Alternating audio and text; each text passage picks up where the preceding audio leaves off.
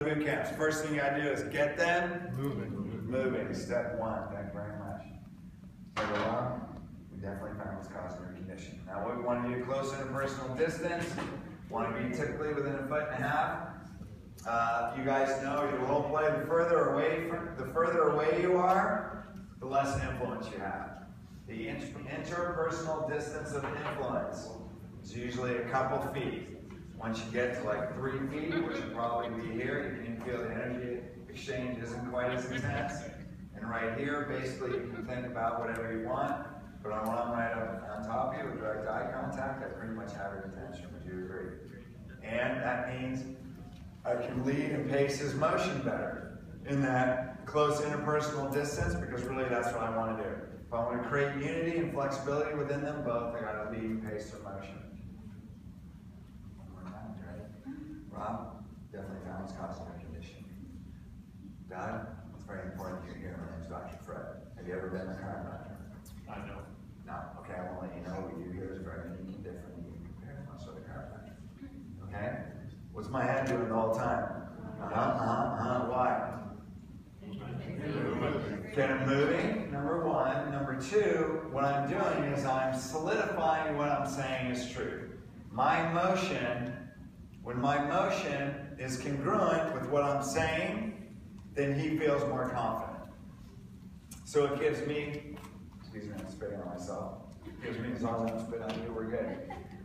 Credibility, because my motion matches my words. That's actually very important. I stare in his right eye. When I look in his right eye, because the ophthalmic nerve crosses over, I'm speaking to his left brain. Right? So literally, when I stare in his right eye, I can see what he's thinking. And I'm watching his motion. Now I have a general, so I have very specific eagle eye contact looking right in his pupil, yet I have my peripheral vision is also working at the same time, checking general body motion and just getting a feeling. As he moves, that's an energetic shift that I feel I'm listening with my body. Does that make sense? Okay. Yeah, I'm done the chiropractor. Okay. I'm just taking a few minutes and go through exactly what we went through yesterday with Rob. Would that be okay? All right. So what am I doing the whole time? Nodding. Why? I'm getting agreement. Now, why do we get agreements? Because every time he moves, and every time I get an agreement, it's like peeling another layer off the onion. I'm peeling the layers of resistance. With every agreement that he feels, he's coming into a better and deeper rapport, which means he trusts me more, which means he's actually submitting. When he agrees and he's following me, it's a way he submits in his body. He's beginning to feel submission in his body. Because where does it always have to end up? In the body, right? So as he feels it in his body, we're actually influencing him from the outside in. While my intention, my subconscious beliefs, and my energy vibrating my tone, my intention is really influencing from the inside out. His motion is influencing from the outside in. So I'd say, so now I get his permission. So he seems pretty agreeable, they're both flexible, I have his permission, now I can move on. If you don't have permission in his body, you don't have agreement. If you don't have that permission, you're yak, yak, yak, yak, yak, on stuff he doesn't care about, you're actually breaking rapport. If you break rapport, you're done. He's going to sit there, and he's going to answer all your questions, waiting for you to shut up long enough, like that, so he can say, we're out of here. You ever have that? People agree, and then they're out of there? Because what you didn't catch is they were never with you. Yeah, they were just answering your questions so they could be done the process, so they could be out of there. Now you're going to see my definite higher level graphic artist skills. There you go. How's that? Stick figures was my specialty. Okay, so what I'd like to do is explain exactly what we did yesterday. Is that okay? All right. Now this, it's not really that big. We don't need too much of a close interpersonal distance, but I definitely want to get agreement. If I notice there's any stoic body language and resistance, I would do what? Step 3 in changing perspectives is ding, ding, ding. Change your heart. Thank you very much. So what I'd say is, I want to speak to Doug. Why? Because he already sat through all this. And I really need to find out where he's at and what he thinks. So the way the body works, Doug's brain controls all the functions of the body. It does that by sending energy down the spinal cord. So I don't have to look at this. Who am I looking at? Why? I'm trying to figure out, is this my best angle over here? Just kidding. So the brain sends energy down through the spinal cord. Spinal cord is like a river. It carries energy from the brain through the spine, through all these nerves, each and every cell in the body. Each and every organ is totally dependent on that energy to keep you alive and healthy. Can you see that? Okay. Now, if you're at a larger interpersonal distance, I would prompt him and close the gap with my body language. When I do this, he's already moving. He's already looking at me more than he is a chart, so I can tell we're already building rapport. I would prompt his answer by doing body language. I also close the gap on my influence if I'm standing at a distance. Does that make sense?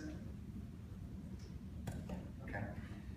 So you can see that now, because different stresses in life, the bones or whole regions of the spine can shift out of place. Do you remember what that's called from yesterday? Subluxation. Have you heard of that word? No. Okay. Now, since you never heard of it, I may have them read it. It's this word right up here. Can you read that with me? Okay, cool. The way subluxations are now, we use an analogy to accelerate his learning process. Subluxation is like a dimmer switch on a wall. Shuts the energy down. When that energy gets shut down, energy can't move through here. Now, here's the deal. I'm interrupting myself again. Ready? Here's what most people don't do, even when you're role playing. You're learning the script, so you're totally on level 1. But what you don't do is move with your script. So when the bones shift out of place, do they shift out of place? Mm-hmm. Yeah.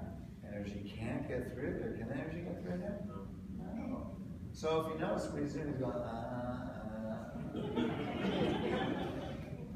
Okay, that's what we want.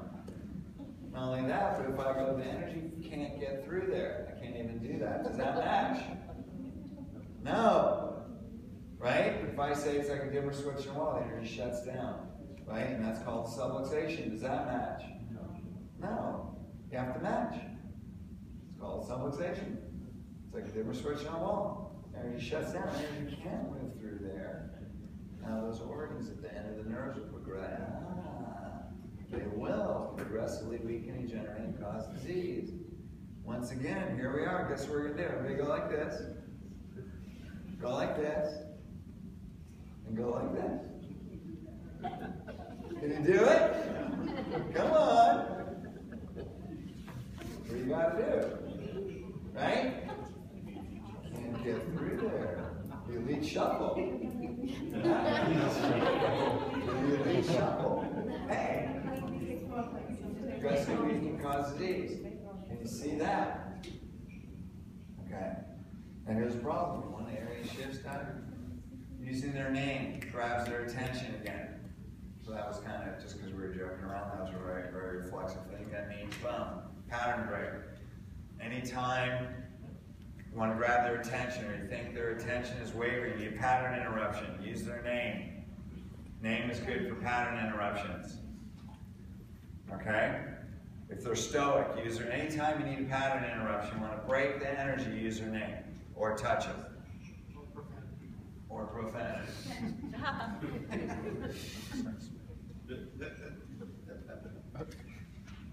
That was a pattern interruption. Lost my place. When one area shifts, affects or weakens the rest of the structure of the spine. When the rest of the structure weakens, distorts your posture. When your posture is distorted, it causes stress to the whole spinal cord. When the whole spinal cord is under stress, and breaking around any energy through there, now all the organs progressively weaken, degenerate, and cause disease. Can you see that? Yep. Okay, now here's the thing. Now I move in for the kill because I'm about to go over something really intense. This is a bunch of facts. Got them moving, got them into agreement. Now I have to close the interpersonal distance because I want to make impression. Right? So I would say yesterday, we found 5 subluxations, causing 6 postural distortions, leading to 15 different health problems. Did I find that? Right? Now notice what I did. Anytime you want to create emphasis, what do? 3 things. Slow your pace. Pause. Emphasize your tone. So I wanted to create an impression. What I did with my body was move forward, closing interpersonal distance. Have direct eye contact. We're going to add to that. That's what you do with your speaking pattern. What do you do with your body? You would close distance. You would stare in the right eye, and you would stop moving. You'd only move your head. Right? If you have to move, like you go 6 like this, you would keep your emotions small. They wouldn't be fast. What if I got 5 postures, 6? What if I did that?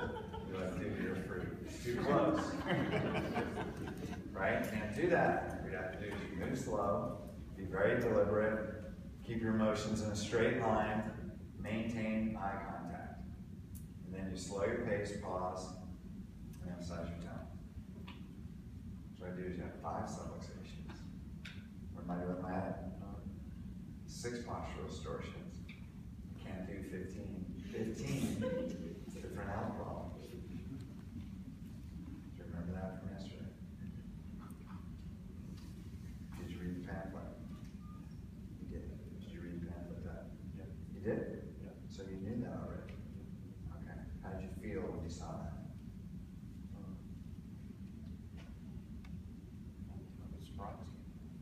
That's it? Okay. So surprise, what's that mean? Well, that's surprising. Let's go, honey. Right? Is that a good answer? No, we can't take BS answers. Right? So it's like, that's it? I mean, 15 different health problems, that's it? Why did you think it was coming here? Well, I thought it was back here. I didn't find 15 different health and all you were surprised? Like, oh, really? That's an interesting fact. You know what I mean? Now, it's person to person. Here's where you have to be a person. If you just found out your spouse had 15 health problems that you didn't know, would it just be a surprise? Well, I hope not. Okay? So you guys got to be right on top of it. You got to dig deep. Now, right there, here's the objective. Here's what you're thinking. Did you read the pamphlet? What if he didn't? You have to handle that objection. Why? Because if I don't handle that objection, he was asked to read it, what am I about to ask him to do? Attend the new patient workshop. So if I don't address it and he thinks he didn't have to read the pamphlet, what's he going to say at the workshop? I don't want to go. So let's say you said no. No, I didn't read it. Yeah, you gave it to him to read it. Okay. I figured we'd just be going over it today. Well, we wouldn't be going over exactly that, but actually it was a foundation and not know. What did I automatically do? Yeah. Really, the reason we wanted to read it is because it was going to establish a foundation of knowledge so you can know that much more about Rob's condition, which is, I know that's the most important thing. That's why you're here, right? All right. So basically what I'm telling him, I know this is it and that's it, and I put it away and I move my head and you ask to agree. So if there's anything else, if we move forward and accept Rob as a patient, if there's anything else to ask you to do, I can count on you to be all in. Would you agree? Can you do that? Yeah. Are you sure? Yeah. Okay, so I need to handle that. Now he just lost the right to object to the workshop. But if I don't get that, he's going to think that everything is his choice. Now we have a problem. Now, again, does that take a little bit of conviction?